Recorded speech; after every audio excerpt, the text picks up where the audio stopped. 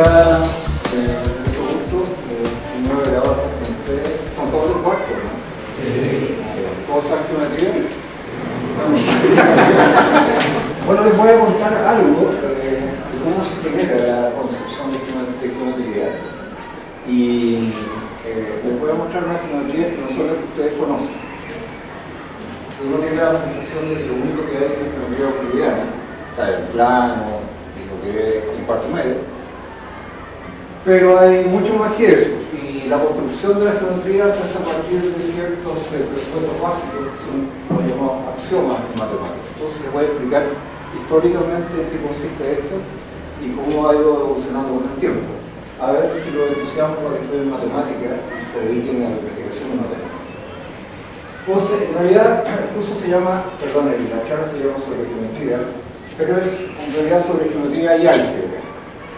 Todos los conceptos que están asociados a la geometría clásica euclidiana, hasta cierto punto están asociados con el álgebra, como vamos a ver enseguida. Entonces, álgebra y geometría son casi lo mismo. Entonces, veamos de dónde sale esta cosa tan rara. Y nos vamos a tener que remitir a 2.500 años atrás. ¿Alguien se le ocurre de dónde salió la geometría en realidad? ¿Por qué fue necesaria? O a nadie, porque salió espontáneamente de la nada. O de alguna necesidad de hacer algo.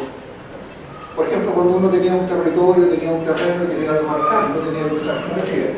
Entonces definía líneas para poner los límites, o quería medir, entonces sencillamente hacía eso. El famoso teorema de Pitágoras es muy anterior a Pitágoras en realidad, y lo conocían los babilonios. Esto de que si tengo un triángulo rectángulo, la suma de los cuadrados de las longitudes de los catetos es igual al cuadrado de la hipotenusa. Eso era conocido. Ahora, ¿por qué resultaba? Ellos no sabían. Era un conocimiento absolutamente experimental. Entonces esta cosa nace acá. La primera geometría es la de los babilonios y otras culturas es empírica y práctica. O sea, los tipos practicaban, medían así con cuerdas, etc. Y a partir del siglo V a.C. se vuelve con Pitágoras y Euclides axiomática. ¿Qué quiere decir axiomática? Que, bueno, esto tiene que ver con el nacimiento de la matemática como ciencia, también como ciencia formal. La geometría se construye a partir de un conjunto de axiomas. Vamos a ver enseguida qué son los axiomas. Y de esos axiomas, que son principios básicos, que no se discuten, se aceptan, se deducen otras cosas que se llamarán teoremas, corolarios, etc. Entonces, estos caballeros de aquí empezaron a hacer matemáticas y geometría. Para que vean lo que pensaban estas personas en el siglo VI a.C., la escuela pitagórica, que es fundada en una orden, si no religiosa, por lo menos bien esotérica, que se llama el orfismo. Consideraba que el alma era divina inmortal y era una sustancia física de carácter divino. Comienza a estudiar los números. Los primeros números son los números naturales, el 1, el 2, el 3, el 4, y fundan toda su filosofía sobre los números naturales. Y más que eso, ellos consideraban que los números eran cosas del mundo, es decir, que existían, de la práctica. Es como que yo fuera caminando por la calle y me encontrara con un 1, hola, 1 le digo, o 2, exactamente eso. De acuerdo a esa idea, los números son cosas. Este caballero que se llama Filolao afirma que todo tiene un número y sin número nada puede concebirse. Ese es un pitagórico famoso. Este orden matemático fue asumido como subyacente a todo fenómeno en un sentido totalizado, es decir, los números estaban en todas las cosas. Entonces, fíjense, ellos tuvieron un problema porque consideraban que los naturales eran números perfectos. Y como conocían el teorema de Pitágoras, y Pitágoras lo había demostrado de alguna manera, ¿cuál es el teorema de Pitágoras? Este es un ángulo recto, esto mide A, B, C, uno sabe que es C cuadrado. Para ellos los únicos números perfectos eran los números naturales. Entonces, por ejemplo, no sé, si A valía 5 y B valía ¿cuánto? Para que me dé exactamente un número resultado del C, un número natural. Es una alternativa. Si quieren 3 y 4. ¿El resultado es? 25, 0 cuadrado, así que C es 5, ¿no es cierto? Pero alguno se dio cuenta de repente, ¿y qué pasa si esto vale 1? Ya vale 1. ¿Cuánto vale C? Acuérdense que los pitagóricos consideraban solamente la existencia de los números naturales. ¿Cuánto vale C? Raíz de 2. ¡Horror! ¡Horror! Número asqueroso. Ese número ha estado prohibido. Ustedes no me creen, ¿eh? Pero miren. Dice, esto lo escribió Proclo y está consignado en los elementos de Euclides. Dice, es fama que el primero dará dominio. ¿Cómo se llaman estos números? Irracional. ¿Pueden responder a? El proyecto decía, es fama que el primero dar al dominio público la teoría de los irracionales, en el tiempo de Pitágoras, parecería un naufragio, y ello porque lo inexpresable e inimaginable debería siempre haber permanecido oculto. En consecuencia, el culpable que fortuitamente tocó y reveló este aspecto de las cosas vivientes fue trasladado a su lugar de origen, donde es flagilado a perpetuidad una sola. O sea, el tipo que se levantó y dijo que existía un número que era diferente de los naturales, que es raíz de 2, lo mandaron a freír mono. Bueno, eso va a traer bastantes problemas más adelante. ¿Okay? Aquí este caballero que nos desagrada tanto a los que, bueno, a algunos les desagrada, Platón influyó por el pitagorismo, él mismo dice, ¿no es cierto? Él introduce, junto con Arquito de Tarento, la noción de número construible. ¿Cómo es que es un número construible? Es un número que yo puedo construir a través de una noción geométrica. Por ejemplo, partimos con el 3 y el 4 y construyo el 5 a través del teorema de Pitágoras, o sea, C cuadrado es el 25. ¿Okay? Pero raíz de 2 también puedo construir lo más precioso. Los instrumentos que a usar eran una regla no graduada y un compás, de acuerdo a las siguientes reglas. O sea, la regla de regla compás no quiere decir que agarraba una regla y un compás, sino que se refiere al método. Dice, es posible trazar las rectas de 1 a 2 puntos. O sea, tengo 2 puntitos y puedo trazar una recta. Puede ser, es posible trazar circunferencias de radio determinados. No hay un radio, un diámetro al doble y puedo trazar una circunferencia. Y después dice, es posible determinar las intersecciones de rectas y circunferencias ya trazadas. Es decir, si terminar una recta que pasa por 2 puntos, la circunferencia, además puedo determinar los puntos de intersección o de tangencia.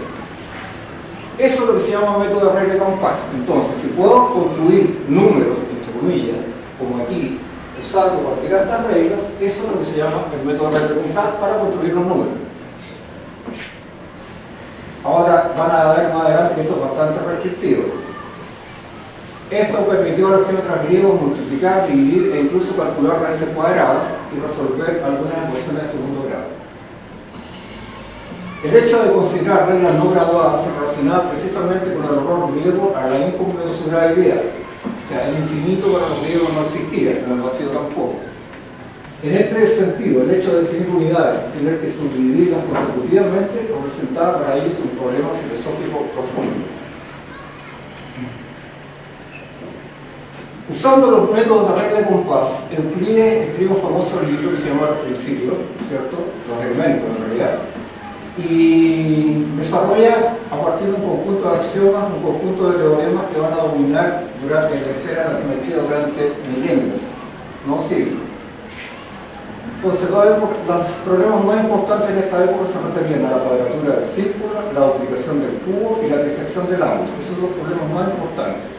Cuestiones que no serán resolvibles con esta técnica. Es decir, si tenía que disectar un ángulo, es decir, dividirlo exactamente en 3, tenía que usar el método de regla de compás para poder hacerlo. Entonces, hubo muchos intentos de hacer uso de esta técnica y todas fueron infructuosas. 2500 años después se demostró que con el método de regla de compás, 2500 años después, es imposible resolver esos problemas. No es que no se puedan resolver, o se puede resolver usando estas técnicas. Entonces, el primer asunto consistía en deducir con regla de compás el lado del cuadrado de área igual que la de un círculo dado el número finito de operaciones. Esa es una cosa importante. El número de operaciones que tengo que hacer geométricas para lograr resolver el problema tiene que ser finito, no puede ser infinito. Recuerden que los griegos odiaban el infinito. Respecto a esta cuestión, en el siglo V a.C., Hipócrates de Quíos determinó la cuadratura de un tipo especial de lúnula. La lúnula es una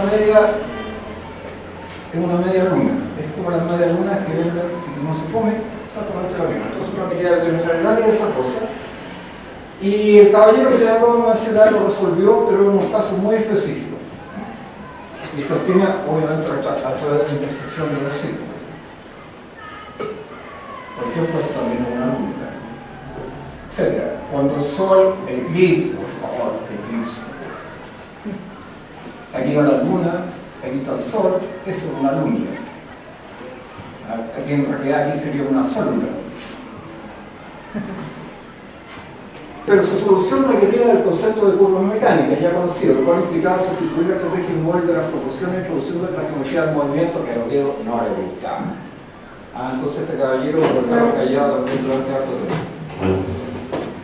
De esta forma, con el uso, por otro lado, de la denominada trisectriz de Hippias, nombrada más adelante cuadratriz, Dinófreto realizó la primera cuadratura del círculo, pero la disectriz no es construible con regla de compás y, por supuesto, recibió las críticas de sus contemporáneos, no le gustó. Tengo un ejemplo de cómo se usa la geometría para, por ejemplo, calcular una raíz. Usando solamente el teorema de Pitágoras, acá. Fíjense. Tracemos un segmento AB de longitud H, cantidad a la cual deseamos extraer raíz cuadrada. Por ejemplo, esta es más simple de todo. Entonces lo que hacemos es correr en una unidad el punto A hasta el punto C en una unidad. Y después, con como decía el método de la regla de compás, con este trozo de recta construimos, teniendo diámetro, construimos una circunferencia y después en el punto A levantamos la perpendicular que toca el punto D a la circunferencia. Entonces la pregunta es ¿qué es esto que está aquí? Y si uno usa el teorema de Pitágoras en reiteradas ocasiones, no les voy a decir cómo, porque si no nos vamos a ahorrar mucho, se da cuenta que este trazo que está aquí al cuadrado es exactamente h. Es el uso consecutivo solamente del teorema de Pitágoras, no he hecho nada más. Y construir una circunferencia y me doy cuenta que el cuadrado de este trazo es exactamente h. Es decir, la raíz de h es sencillamente el trazo de a que está ahí. Este pedacito que está acá, define la raíz de h. Construir la raíz de un número cualquiera, la raíz de h. Entonces, resolver este problema es equivalente a encontrar la solución positiva de esa ecuación algebraica que está ahí. X cuadrado menos h igual a 0. Es lo mismo. Entonces, un problema geométrico se reduce a un problema algebraico. Todas estas cosas que se resuelven con regla de compás tienen una relación geométrica que es importante. Y al revés es cierto, también es cierto. Los números naturales los puede usar todo uno haciendo uso de regla de compás como problemas geométricos, todos. Y las raíces también. Así que un poeta que además era astrónomo y matemático señaló, fíjense, en 1131 después de Cristo, quien quiera que piense que el álgebra es un sistema de trucos para obtener los valores de incógnitas, piensa vanamente. No se debe prestar ninguna atención al hecho de que el álgebra y la geometría son en apariencia diferentes. Los hechos del álgebra son hechos geométricos que están demostrados, al menos en este caso. Este señor que está acá dijo, bueno, ¿y cuáles son las reglas que yo tengo que usar para trabajar en matemáticas y en particular en geometría para deducir todo lo que yo quiera deducir a partir de ciertos conceptos básicos? Entonces, lo que hace en una obra famosa que se llama el órgano, sistematiza algunos elementos constitutivos de la lógica formal, que se llaman silogismos deductivos, que a partir de un conjunto de proposiciones yo elaboro otras más complicadas. Y el postulado del tercero excluido. Entonces, incluso por primera vez lo que se llama un axioma, que es un axioma. ¿Alguien sabe lo que es un axioma? ¿Alguien sabe lo que es un axioma? Pregunta, ¿los axiomas se demuestran? No, se consideran evidentes. O sea, son verdades evidentes, entre comillas, por supuesto, no lo puedes cambiar. Entonces, ahí está escrito de... Se lee ahí axioma, ¿no? Entonces la alfa, psi, iota, m, alfa, axioma. Está clarito. ¿Qué es un axioma? Lo que parece evidente y necesario, lo que parece justo. ¿Okay? Hoy día en matemáticas los axiomas no son necesariamente verdades evidentes, sino ladrillos a partir de los cuales se construyen otras estructuras, que son proposiciones, a través de un proceso de inferencia basado en un conjunto de reglas preestablecidas. Yo no doy la regla. ¿Qué se espera? ¿Por qué te estoy diciendo todo esto? Porque el sistema axiomático es importante para lo que viene ahora y para todas las geometrías que vienen ahora. La variación de un axioma en la teoría de Euclides, geométrica, hace que parezcan geometrías diferentes. La geometría hiperbólica, la parabólica, a los que les guste la física, no sería posible la teoría de la relatividad sin esas geometrías, las geometrías riemannianas, etc. Entonces, ¿qué se espera de un sistema axiomático deductivo? Tengo un conjunto de proposiciones que son verdades evidentes. Entonces, primero, independencia. Los axiomas deben ser independientes entre ellos. O sea, no debe deducirse uno de otro. Consistencia. Imposibilidad de deducir un teorema que resulte contradictorio con algún axioma. Es decir, si yo deduzco algo que resulta contradictorio con alguno de los axiomas que postulé, la teoría está mal. Y completitud. Posibilidad de determinar el valor de verdad o falsedad de toda proposición, de todo teorema o de cualquier proposición. Algunos axiomas de la lógica proposicional. El principio de no contradicción. P y no P. ¿Alguien ha visto lógica? ¿Eso es cierto o falso? P y no P. Ahí dice P es una proposición, por ejemplo, está nublado y la otra está claro. Y dice P y no P. ¿Eso es verdadero o falso? Falso siempre. Eso es una contradicción. Eso no se puede dar. Principio del tercero excluido. P o no P. O está oscuro o está claro. Pero no las dos al mismo tiempo. ¿Okay? Es siempre una proposición verdadera. Bueno, el señor que está ahí es Euclides. Él escribió el famoso libro de los segmentos, que son 372 teoremas, 465 proposiciones y 93 problemas, que a ustedes los agobian cuando estudian en el colegio.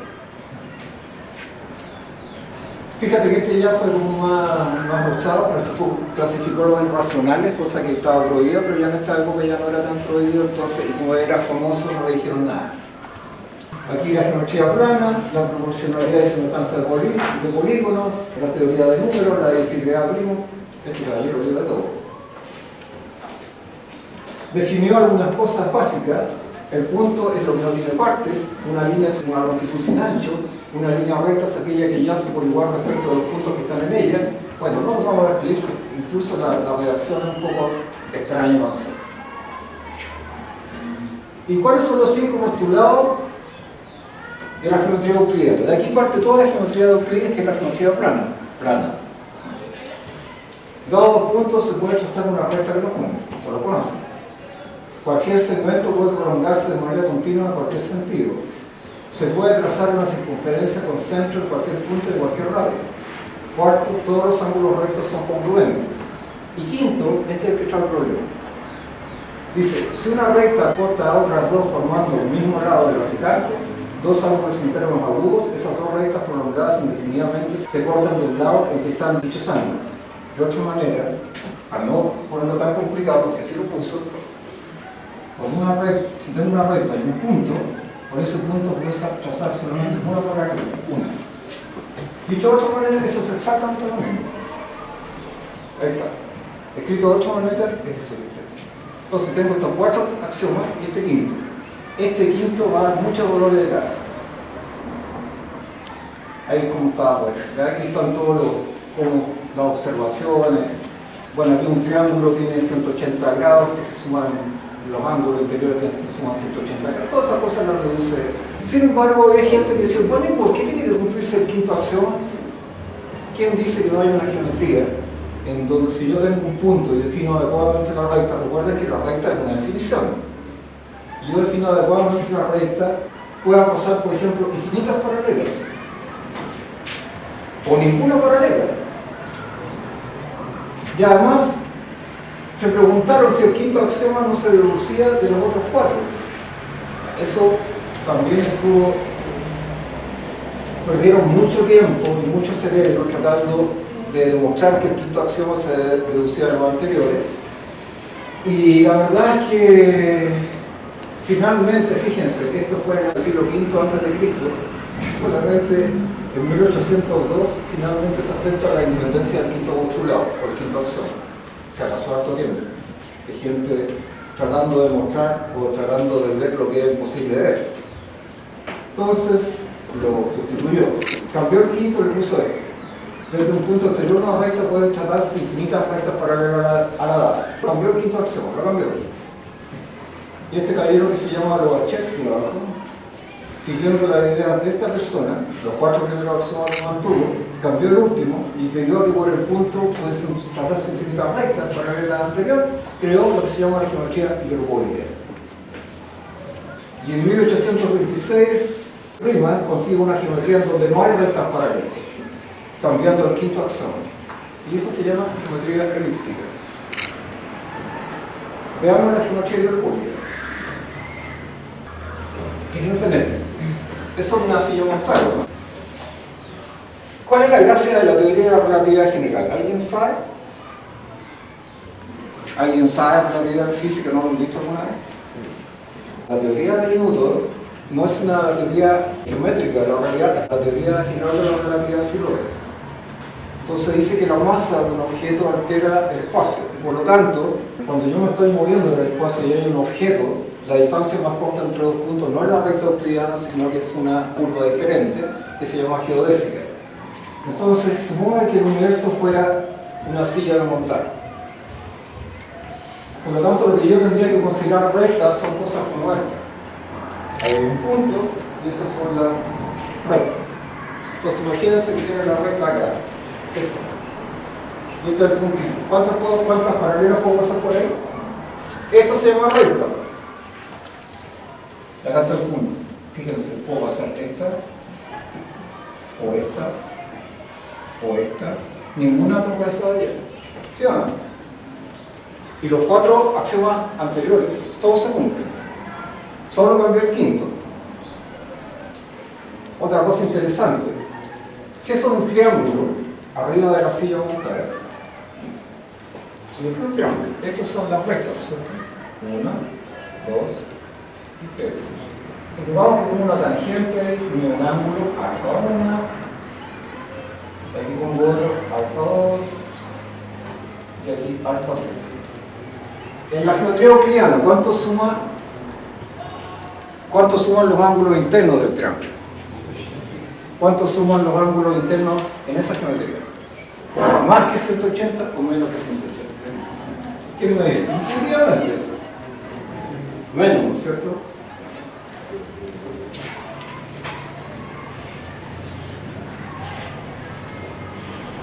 Menor que 180 grados. Y por el punto se pasan infinitas rectas. Insisto, recta es una definición. Entonces, la suma de los ángulos de triángulos es inferior a 180 grados. La intersección de dos planos paralelos contiene rectas paralelas entre sí. Un modelo, eso que está ahí, eso se llama la pseudoesfera. Y fue creado por el señor Eugenio Beltrame y es la rotación de una curva que se llama tractriz, que tiene esta forma. Se la rota y genera esa cosa. Entonces, aquí uno puede encontrar, ese es un ejemplo específico, además de la silla de montar, de un universo en donde las rectas, por cada punto, podemos hacer infinitas rectas paralelas a otras.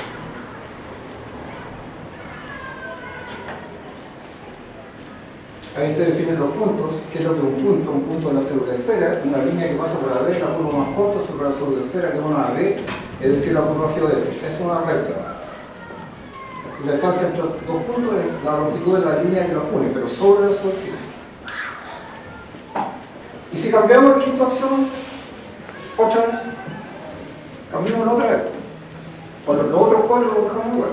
Hay que definir todo de nuevo, los puntos, las rectas, etc. Geometría elíptica. Por un punto exterior una recta no se puede trazar ninguna recta paralela a la primera. ¿Qué creen que obtengo? Ese es el primer modelo de la geometría elíptica. El plano, ahora, ya no es el plano, no esto.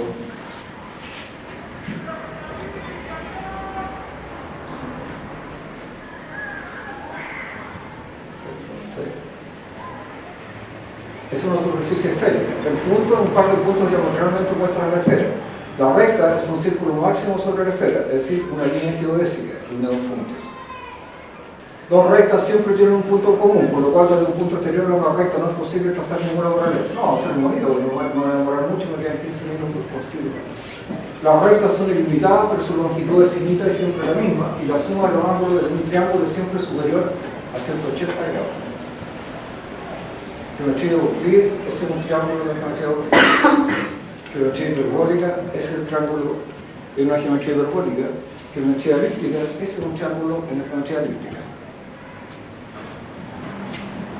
¿Y qué tiene que ver esto con la historia del pi? No es la película La historia del pi, sino que el número pi. ¿Por qué es importante este número? Porque tiene que ver con la cuadratura del círculo. Como los tipos estuvieron buscando durante mucho tiempo con regla de compás cómo demostrar la cuadratura del círculo, y lo definí antes, el área de un círculo devora la de un triángulo de base, la longitud de su circunferencia y la altura del radio. Pero entre medio, acuérdense cuál es el área de un círculo, si tiene radio R, figura cuadrado, ¿no es cierto? Entonces, este problema está relacionado con la existencia del número pi, de pi. Un número, pregunta, ¿ese número es construible mediante un conjunto finito de pasos? Es decir, ¿puedo hacer una representación con regla de compás de pi? Si no puedo, quiere decir que eventualmente tratar de resolver ese problema que está ahí usando regla de compás es imposible. Es imposible. Imposible. Y como nadie lo había podido hacer, tuvo que pasar. Con este resultado, el problema de la cuadratura del círculo se transforma en la rectificación de su circunferencia. No importa. Aquí viene la larga historia de tratar de mostrar la cuadratura del círculo. ¿Verdad? Usando regla de compás. Todos estos señores perdieron prácticamente toda su vida tratando de hacer algo que era imposible. Cuando uno tiene un problema y ya no matemático, y ha intentado por muchos métodos de resolverlo, tiene que empezar a pensar si el problema tiene solución y vale la pena aplicar ese método dentro de la estructura del método. No debiera perder toda su vida tratando de demostrar una cosa que a lo mejor es improbable que ocurra. Por eso los matemáticos, además, se ocupan de la existencia de los objetos matemáticos que postulan. No sirve de nada que yo diga tal cosa está y después resulta que ni siquiera existe en la práctica matemática. Entonces, el camino que conducirá a demostrar la esterilidad del método para resolver el problema planteado será largo y espinoso, y algunos de los descubrimientos son debido a estas personas que están allá. Entonces, en 1774 Euler definió los números que son trascendentes y los que son algebraicos. Los que son algebraicos son soluciones, son raíces de ecuaciones de ese tipo, de polinomios de ese tipo. Bien. Sea O es igual a 0 y las soluciones, las raíces que aparecen ahí se llaman algebraicas. Y todo lo que aparezca ahí se llama trascendente. Acuérdense que en el caso de la solución de problemas por regla de compás, finalmente lo que llega a una ecuación algebraica que debe resolver. Entonces, la relación entre números algebraicos y soluciones de un problema X por el método de regla de compás prácticamente son exactamente lo mismo. Entonces la pregunta es, ¿pi es un número algebraico o es un número trascendente? Si no es un número algebraico, estamos fritos porque no lo vamos a poder resolver, no va a ser la raíz de una ecuación algebraica de ese tipo. El polinomio este que está aquí, sea de un orden finito, un gráfico de un orden finito, significa que el número de pasos en mi demostración es finita. Dice, en el siglo XIX, ahora recién, dice, con la demostración del matemático alemán Ferdinand Lindemann, pi no satisface ninguna ecuación algebraica con coeficiente entero para polinomios de la clase mencionada anteriormente.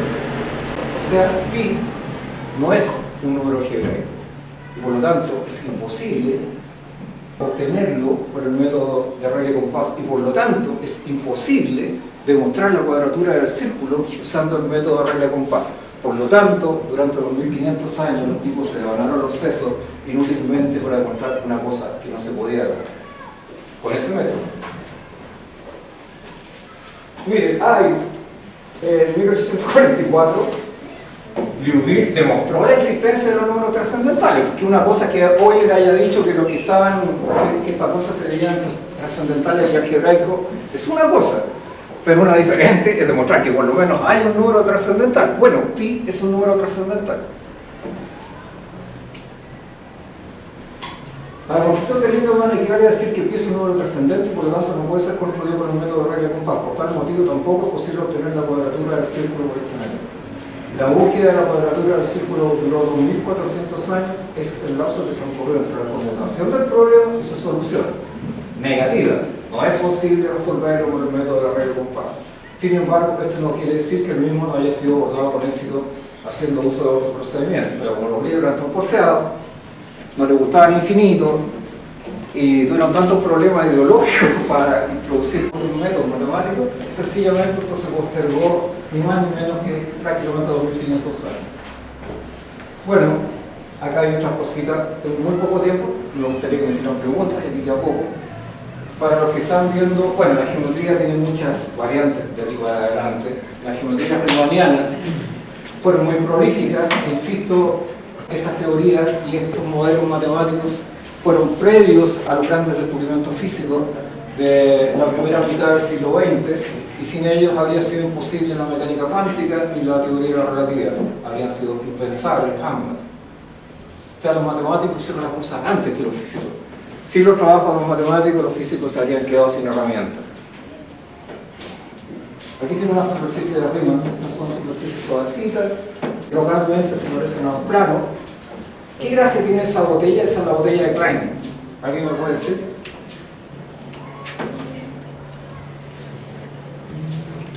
¿Cuántas caras tiene esa botella? Hay una adentro y una afuera de esa botella, ¿no? ¿Dónde está el adentro de la botella? Esa botella tiene una sola cara y la puedo recorrer caminándola entera, completa. ¿No me creen? La cinta de Moebius, ¿la conocen? Ah, no, la está aquí. Sí, me la devuelven, ¿no?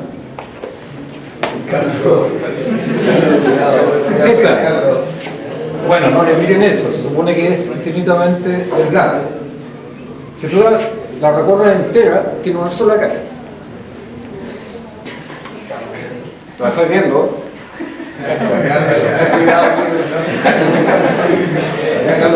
La estoy viendo.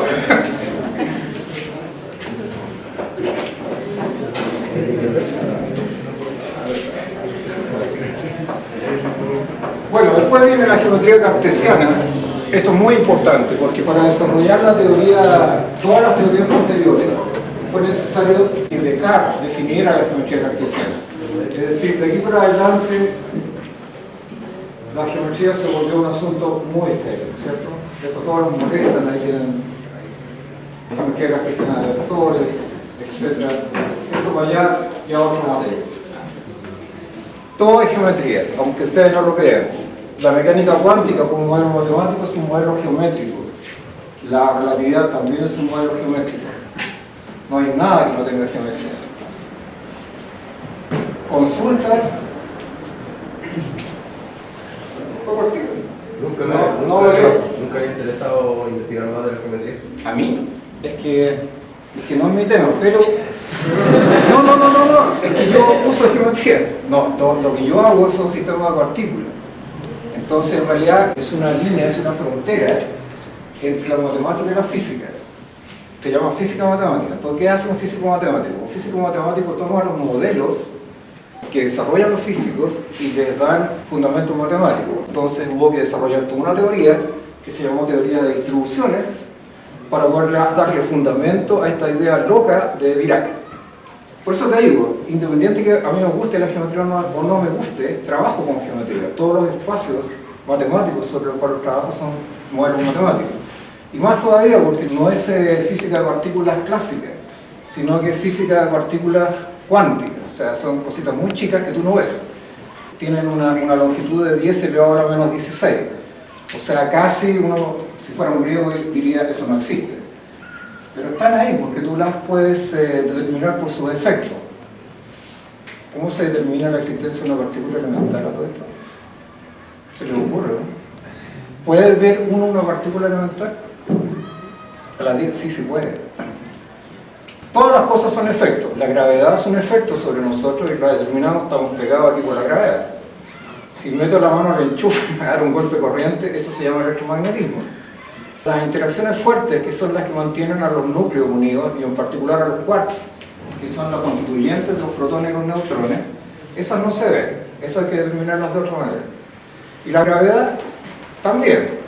Se supone que está mediada por una partícula que se llama el gravitón, pero todavía no lo han encontrado, y capaz que no exista. Pero las primeras partículas elementales se determinaron de la siguiente manera a través de una cámara de niebla. Cuando uno mira un cohete o un avión en el espacio, no ve el avión, eso antes se llamaban aviones a chorro, esto es muy antiguo. Entonces uno veía una estela que pasaba y deducía que era un avión, podía ser un platillo volado, pero uno deducía que era un avión. Lo que ve uno es la traza del avión moviéndose a través de un medio. Entonces, las primeras partículas elementales que se vieron fueron usando un sistema que se llama las cámaras de niebla, que es tener un recipiente en donde se pone un material, un gas eventualmente. Entonces cuando las partículas cruzan el gas, interactúan con él, y al interactuar con él se toma una fotografía y queda la traza de la partícula interactuando con el gas. Entonces lo que uno ve no es la partícula, lo que ve es la traza que deja la partícula interactuando. Si uno mira en la cámara de niebla, por ejemplo, un electrón, ¿no han visto en la tele todas esas figuras del colisionador de partículas, así, un montón de rayas? ¿Alguien lo ha visto alguna vez? ¿No? Bueno, si miras, toma una fotografía de la cámara de niebla, el electrón hace una cosa así. Es un electrón. Mire, se está moviendo por ese lado. Esa es la traza. ¿Qué será eso que se mueve para el otro lado? ¿Qué partícula será esa? Una es un electrón. ¿Qué partícula es la otra? ¿Alguien sabe? No. Esta partícula de acá se llama positrón. ¿Y qué tiene que ver con el electrón? El enemigo del electrón. Es su antipartícula. En los procesos de alta energía no solamente se producen partículas que conocemos como los electrones, sino que se producen antipartículas. ¿Qué pasa cuando se encuentra una antipartícula con su partícula? Se hacen cariño, generan partículas chicas, ¿qué hacen? Se aniquilan. Se aniquilan. Afortunadamente en la naturaleza hay una ruptura de simetría, las cosas no son simétricas. Por eso es que existen partículas tal cual nosotros las conocemos. Si existieran tantas antipartículas como partículas, no habría universo. Ahora, ¿cómo se determinan todas estas cosas? Por una teoría, es una teoría geométrica de la realidad más chiquitita, y esa es la mecánica cuántica. Es una teoría matemática de la realidad. Aunque ustedes no lo crean, es una estructura matemática. Así que los que quieran estudiar física, en realidad, para repetirlo, lo que debieran hacer es estudiar matemática en los departamentos de matemática de la Universidad de Cerebro. Si a alguien le interesa. Más preguntas. Oye, parece que a nadie le gustan las matemáticas. Más preguntas. ¿Que quieran saber sobre geometría? Hay mucha geometría. Aquí lo tengo. ¿Algo más? ¿O algo que no les haya quedado claro? Bueno, muchas gracias por haber prestado su atención. ¿Sí? Quedan todos cordialmente. Mire, el departamento de matemáticas A los que les interesa la ciencia, el Departamento de Matemáticas tiene un canal digital. ¿Cuántos videos hay? 230, 6 años. Entonces se invita a científicos, han ido premios nacionales. A quien le interesa la ciencia y quiera aprender un poquito más, puede acceder. Los que quieran ir, bueno, a través de sus profesores, el Departamento de Matemáticas organiza cursos gratuitos en el verano. O sea, no cobra nada. Lo que sí tienen que ir y quedarse sentaditos ahí escuchando y pueden preguntar todo lo que quieran. Las materias, el año pasado se dio un curso de geometría y álgebra, y anterior se dio uno que se llamaba Fundamentos de la Mecánica Cuántica. Si ustedes están en cuarto, están por salir, están absolutamente capacitados para asistir a esos cursos que generalmente duran una semana o 2 semanas. En el mismo canal digital pueden ir al Departamento de Matemáticas, hablan con sus profesores, nos pueden visitar cuando quieran. Nosotros les podemos dar charlas allá. Pueden ir a las clases. No, si pueden. La idea es que vean un poquito cómo se hacen las clases universitarias. O sea, qué pueden esperar de la universidad. Entonces, si quieren un grupito de repente, con profesores simpáticos, por favor, por supuesto, les conseguimos a los más agradables que haya. Y de hecho, algunos de los alumnos que han asistido a las clases de los profesores después han ingresado precisamente a estudiar carreras en la Universidad de Serena. Así que quien esté interesado, hablen con sus profes, parece que tienen muy buena discusión con ustedes, y eso. Y hay un programa radial que se llama El Club Cuántico, nos pueden escuchar cada 15 días a las 20 horas por radio universitaria. Se toca rock y se habla de ciencia, para todo público. Bueno, eso.